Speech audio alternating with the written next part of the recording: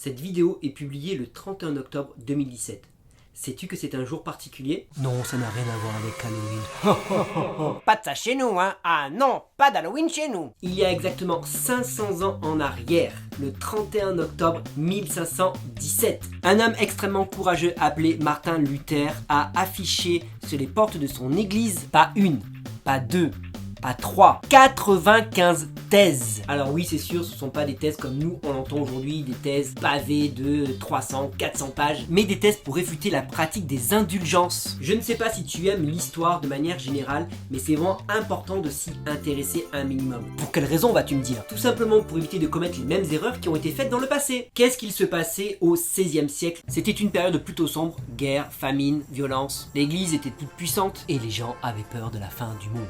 Du coup, bien sûr, les gens allaient régulièrement à confesse pour confesser leurs péchés. Après une séance classique de confession, il s'ensuivait des pénitences. Le curé en place te demandait de réciter plusieurs fois le Notre Père ou le Ave Maria, ou encore de faire un certain chemin de croix sur les genoux ou que sais-je encore, pour accentuer ta pénitence face à ton péché. Mais voilà que l'église, à ce moment-là, a besoin d'argent. Et c'est là que les problèmes commencent. Il décide alors de mettre en place les indulgences. Il faut le reconnaître, une idée de génie quand même. Les indulgences te permettent d'échapper à la pénitence. Moyennant finance. Donc une fois que t'es parti à confesse, au lieu de faire tes pénitences, t'as acheté des indulgences, tout simplement. Évidemment, ça a créé une religion à deux vitesses. Bah oui, t'avais les riches qui pouvaient s'acheter des indulgences, et les pauvres qui continuaient à faire pénitence. Mais au-delà de ça, ça a commencé à créer également des confusions dans la tête des gens. Les indulgences sont carrément devenues un ticket direct pour le paradis. Donc tu pouvais pécher tout ce que tu voulais, cela n'avait pas d'importance, il suffisait d'acheter des indulgences. Mais voilà qu'un jeune séminariste s'est mis à lire la Bible. Là aussi, il faut remettre un peu du contexte. Au XVIe siècle, la Bible est écrite en latin. Oui, uniquement en latin.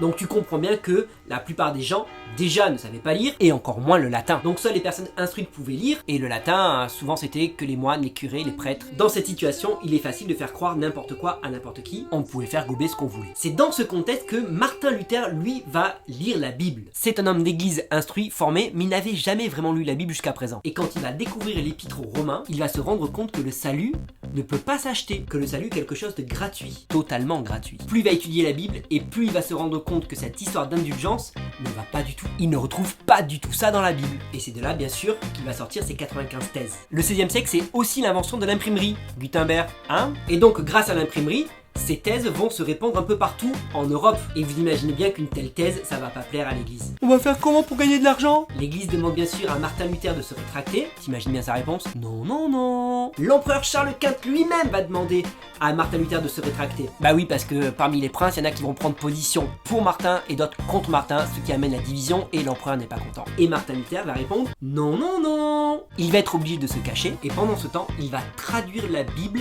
en allemand. Ah oui, j'avais oublié de préciser, Martin Luther est allemand. Et ça va être la première Bible traduite dans la langue dite vernaculaire. À partir de là, elle va être traduite dans d'autres langues également. Et petite info comme ça au passage, c'est le livre le plus traduit au monde encore aujourd'hui. Le but de Martin Luther en traduisant la Bible, c'était que les gens puissent avoir accès à la connaissance biblique et se rendre compte par eux-mêmes de la vérité. Je ne suis pas en train d'accuser l'église de ce qu'elle a fait dans le passé. Des dérives, il y en a eu, il y en a encore aujourd'hui et il y en aura, c'est comme ça. Dès que l'homme a accès au pouvoir, il y a des dérives. Mais une telle dérive a pu être mise en place également parce que le peuple était dans l'ignorance. Parce que le peuple n'avait pas accès à la Bible. Et aujourd'hui, le mécanisme est le même. Il y a encore aujourd'hui des fausses doctrines. Il y a encore aujourd'hui des dérives. Quand tu prends le temps de lire la Bible, de la méditer avec l'Esprit de Dieu, c'est beaucoup plus difficile de tomber dans une dérive. Donc il y a 500 ans en arrière, il y a un homme qui s'est levé contre le pouvoir religieux en place et le pouvoir politique également. Et grâce à cet homme, aujourd'hui, on a accès à la Bible dans notre propre langue. Mais quand tu regardes un peu plus, l'histoire n'a pas vraiment changé. Parce que bien qu'on ait accès à la Bible dans notre propre langue, la plupart des gens ne la lisent pas. Même chez les chrétiens. Pourtant, Jésus nous a laissé une mission. Allez, faites de toutes les nations des disciples, les baptisant au nom du Père, du Fils et du Saint-Esprit. Et enseignez-leur à observer tout ce que je vous ai prescrit. En tant que disciple, tu dois connaître les prescriptions de Jésus. En tant que disciple,